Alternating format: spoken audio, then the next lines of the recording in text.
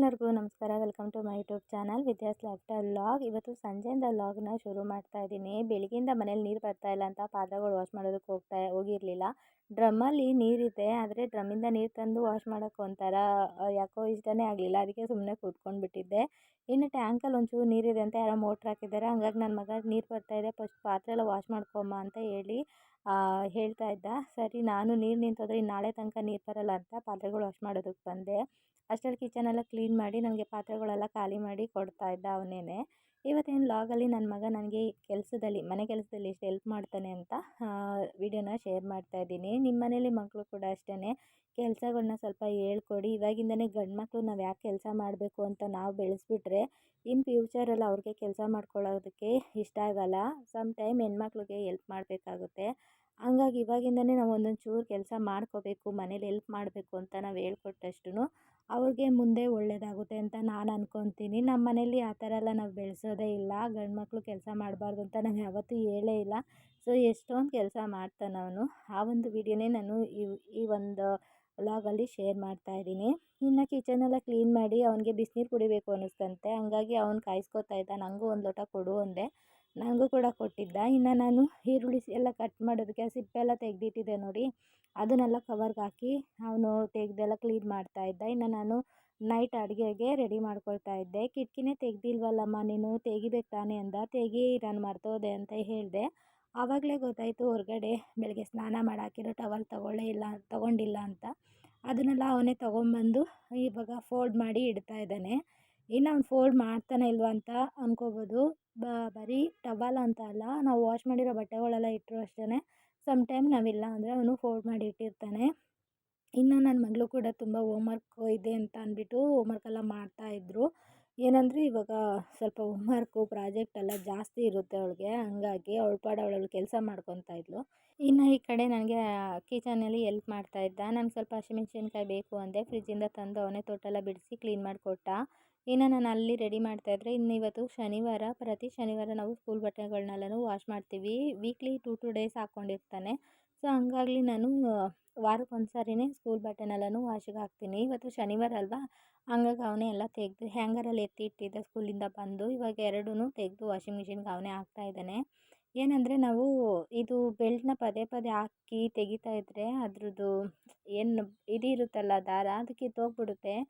ಪದೇ ಪದೇ ಹಾಕಿ ತೆಗಿತಾ ಇದ್ದರೆ. ಅದಕ್ಕೋಸ್ಕರ ನಾವು 2 ತೆಗೆದುಬಿಟ್ಟಿಟ್ಟಿದ್ದೆ. ಅವರಪ್ಪ 2 ಬೆಲ್ಟ್ನ ತೆಗೆದಿಟ್ಬಿಟ್ಟಿದ್ದಾರೆ, 2 ಪ್ಯಾಂಟ್ಗೂ ಒಂದೊಂದು ಅಂತ. ಹಾಗಾಗಿ ವಾರಕ್ಕೆ ಒಂದು ಸಾರಿ ಅಷ್ಟೇ ತೆಗೆಯೋದು ನಾವು. ಯಾವಾಗಲೂ ಈ ಪ್ಯಾಂಟಿಂದ ಆ ಪ್ಯಾಂಟ್ಗೆ, ಆ ಪ್ಯಾಂಟಿಂದ ಈ ಪ್ಯಾಂಟ್ಗೆ ಅಂತ ಯಾವಾಗಲೂ ತೆಗೆಯೋದಕ್ಕೆ ಹೋಗಲ್ಲ. ಅದೆಲ್ಲೂ ಇದು ದಾರ ಕಿತ್ತೋಗ್ಬಿಡುತ್ತೆ ಅಂತ.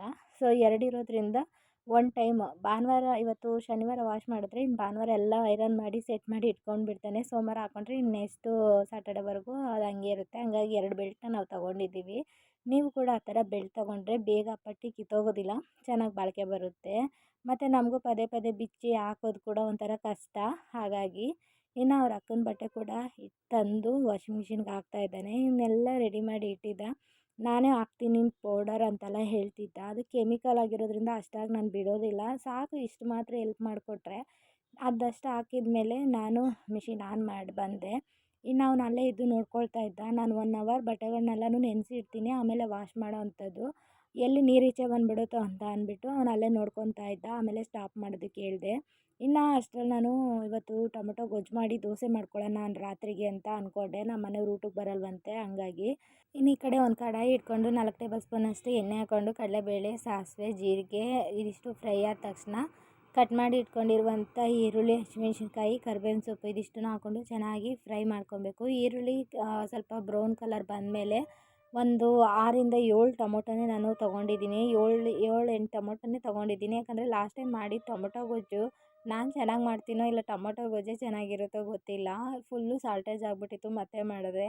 ಹಂಗಾಗಿ ಈ ಸಾರಿ ಸ್ವಲ್ಪ ಜಾಸ್ತಿ ಕ್ವಾಂಟಿಟಿಲಿನೇ ಮಾಡ್ತಾಯಿದ್ದೀನಿ. ಟೊಮೊಟೊ ಹಣ್ಣು ಹಾಕಿ ಚೆನ್ನಾಗಿ ಮಿಕ್ಸ್ ಮಾಡ್ಕೊಂಡಾದಮೇಲೆ ಈರುಳ್ಳಿ ಜೊತೆಗೆ ಹೊಂದ್ಕೊಳ್ಳೋ ಥರ ಸ್ವಲ್ಪ ಉಪ್ಪು ಹಾಕ್ಕೊಂಡಿದ್ದೀನಿ. ನಾನಿಲ್ಲಿ ಕಲ್ಲುಪ್ಪೆ ಹಾಕಿದ್ದೀನಿ. ಕಲ್ಲುಪ್ಪು ಹಾಕೋದ್ರಿಂದ ಟೊಮೊಟೊ ಗೊಜ್ಜು ಒಂಥರ ಟೇಸ್ಟ್ ಚೆನ್ನಾಗಿರುತ್ತೆ. ಹಂಗಾಗಿ ಹಾಕಿ ಆ ಒಂದು ಪ್ಲೇಟ್ನ ಮುಚ್ಚಿ ಒಂದು 2 ನಿಮಿಷ ಬೇಯೋದಕ್ಕೆ ಬಿಡಬೇಕು. ಅಷ್ಟರಲ್ಲಿ ನಾನು ಯೂಸ್ ಮಾಡಿದ ಪಾತ್ರೆ ಎಲ್ಲ ನನ್ನ ಮಗನೇ ವಾಶ್ ಮಾಡಿ ಯೂಸ್ ಮಾಡಿದ್ದು ಅಂದರೆ ಕರಿಬೇವು, ಹಸಿಮೆಣ್ಸಿನ್ಕಾಯಿ ಡಬ್ಬ ಎಲ್ಲ ಏನಿತ್ತು ಅದೆಲ್ಲ ತಂದು ಫ್ರಿಜ್ಗೆ ಎತ್ತಿಡ್ತಾ ಇದ್ದ. ಇನ್ನು ಈ ಕಡೆ ಇದು ಕೂಡ ಚೆನ್ನಾಗಿ ನೀರು ಬಿಟ್ಕೊಂಡು ಬೆಂದಿದೆ. ಇದು ತುಂಬ ಬೇಯಿಸೋದಕ್ಕೆ ಹೋಗಬಾರ್ದು, ರುಚಿ ಹೊರ್ಟೋಗ್ಬಿಡುತ್ತೆ. ಸ್ವಲ್ಪ ಟೊಮೆಟೊ ಹಂಗಂಗೆ ಇರಬೇಕು. ಇನ್ನು ಇವಾಗ ಸಾಂಬಾರು ಪುಡಿನ ಸೇರಿಸ್ಕೊತಾ ಇದ್ದೀನಿ. ಮನೇಲೇ ಮಾಡಿರೋ ಅಂಥದ್ದು 1 ಟೇಬಲ್ ಸ್ಪೂನಷ್ಟು ಸಾಂಬಾರು ಪುಡಿ, ಒಂದು ಅರ್ಧ ಟೇಬಲ್ ಸ್ಪೂನಷ್ಟು ಧನಿಯಾ ಪುಡಿನ ಹಾಕ್ಕೊಂಡು ಚೆನ್ನಾಗಿ ಮಿಕ್ಸ್ ಮಾಡ್ಕೋಬೇಕು. ಸಾಂಬಾರು ಪುಡಿ ಸ್ವಲ್ಪ ಟೊಮೆಟೊ ಜೊತೆ ಮಿಕ್ಸ್ ಆಗೋ ಥರ. ಆಮೇಲೆ ಸ್ವಲ್ಪ ಉಪ್ಪು ಕಮ್ಮಿ ಅನ್ನಿಸ್ತು, ಅದಕ್ಕೆ ಒಂಚೂರು ಉಪ್ಪು ಕೂಡ ಸೇರಿಸ್ಕೊಂಡೆ ನಾನು. ಇವಾಗ ಫೈನಲಿ ಕೊತ್ತಂಬರಿ ಸೊಪ್ಪು ಹಾಕಿದ್ರೆ ಗೊಜ್ಜು ರೆಡಿ ಆಗಿಬಿಡುತ್ತೆ. ಈ ಪುಡಿಗಳನ್ನೆಲ್ಲ ಹಾಕಿದ್ಮೇಲೆ ತುಂಬ ಹೊತ್ತೇನು ಬೇಯಿಸೋದಕ್ಕೆ ಹೋಗಬಾರ್ದು. ಒಂದು 5 ಸೆಕೆಂಡ್ ತಿರುಗಿಸ್ಬಿಟ್ಟು ಸ್ಟವ್ ಆಫ್ ಮಾಡ್ಕೊಂಬಿಡ್ಬೇಕು. ಇದಿಷ್ಟೇ ಟೊಮೆಟೊ ಗೊಜ್ಜು. ಈ ಥರ ಇದ್ರೇ ತಿನ್ನೋದಕ್ಕೆ ತುಂಬ ರುಚಿಯಾಗಿರುತ್ತೆ. ಇನ್ನು ಟೊಮೆಟೊ ಗೊಜ್ಜು ರೆಡಿ ಆಯಿತು. ದೋಸೆ ಕೂಡ ಹಾಕ್ಕೊಂಬಿಡೋಣ ಅಂತ ಅದನ್ನು ಕೂಡ ರೆಡಿ ಮಾಡ್ಕೊತಾ ಇದ್ದೆ. ಇನ್ನು ನನ್ನ ಮಗನಿಗೆ ದೋಸೆ ತುಂಬಾ ಇಷ್ಟ. ಎಷ್ಟು ದಿನದಲ್ಲಿ 3 ಟೈಮ್ ದೋಸೆ ಕೊಟ್ರೂ ತುಂಬ ಇಷ್ಟಪಟ್ಟು ತಿಂತಾನೆ. ಸರಿ ಅಂತ ಅಂದ್ಬಿಟ್ಟು ಫಸ್ಟ್ ಅವ್ನಿಗೇ ದೋಸೆ ಹಾಕ್ಕೊಡ್ತಾ ಇದ್ದೀನಿ, ಯಾಕಂದರೆ ಹೊಟ್ಟೆ ಹಸಿವು ಅಂತ ಹೇಳ್ತಾ ಇದ್ದ. ಹಂಗಾಗಿ ಇನ್ನು ದೋಸೆನೂ ಅಷ್ಟೇ ತುಂಬ ಚೆನ್ನಾಗಿ ಬಂದಿತ್ತು. ನಾನು ಕ್ರಿಸ್ಪಿಯಾಗಿ ಏನು ಜಾಸ್ತಿ ಮಾಡೋದಕ್ಕೆ ಹೋಗಲ್ಲ. ನನ್ನ ಮಗನಿಗೆ ಕ್ರಿಸ್ಪಿ ಇಷ್ಟ, ನನ್ನ ಮಗಳಿಗೆ ಸ್ವಲ್ಪ ಸಾಫ್ಟ್ ಇರಬೇಕು, ಯಾಕೆಂದರೆ ಅವಳಿಗೆ ಹಲ್ಲು ಕ್ಲಿಪ್ ಹಾಕಿದ್ದೀವಲ್ಲ ಹಂಗಾಗಿ. ಇನ್ನು ಇವತ್ತಿನ ಪುಟಾಣಿ ವ್ಲಾಗ್ ಕೂಡ ಇಲ್ಲಿಗೆ ಎಂಡ್ ಮಾಡ್ತೀನಿ. ಐ ಹೋಪ್ ನಿಮಗೆ ಈ ವಿಡಿಯೋ ಇಷ್ಟ ಆಗಿದೆ ಅಂತ ಭಾವಿಸ್ತೀನಿ. ಇಷ್ಟ ಆಗಿದ್ದರೆ ಪ್ಲೀಸ್ ಒಂದು ಲೈಕ್ ಮಾಡಿ, ಚಾನಲ್ನ ಶೇರ್ ಮಾಡಿ, ಸಬ್ಸ್ಕ್ರೈಬ್ ಮಾಡಿಕೊಂಡು ಸಪೋರ್ಟ್ ಮಾಡಿ ಅಂತ ಹೇಳ್ತೀನಿ. ಹಾಗೆ ನಿಮ್ಮ ಮನೇಲಿ ಮಕ್ಕಳಿಗೆ ಸ್ವಲ್ಪ ಕೆಲಸಗಳು ಅವ್ರ ಕೆಲಸನ ಅವರೇ ಮಾಡ್ಕೊಳ್ಳೋ ಥರ ಹೇಳಿಕೊಟ್ರೆ ಮುಂದೆ ಅವ್ರಿಗೇ ಯೂಸ್ ಆಗುತ್ತೆ ಅಂತ ನಾನು ಅಂದ್ಕೊಂಡಿದ್ದೀನಿ. ಸೊ ಇದು ನನ್ನ ಅಭಿಪ್ರಾಯ ಅಷ್ಟೇ. ಇನ್ನು ನೆಕ್ಸ್ಟ್ ವ್ಲಾಗಲ್ಲಿ ಸಿಗ್ತೀನಿ. ಅಲ್ಲಿವರೆಗೂ take care, bye bye. Thank you for watching.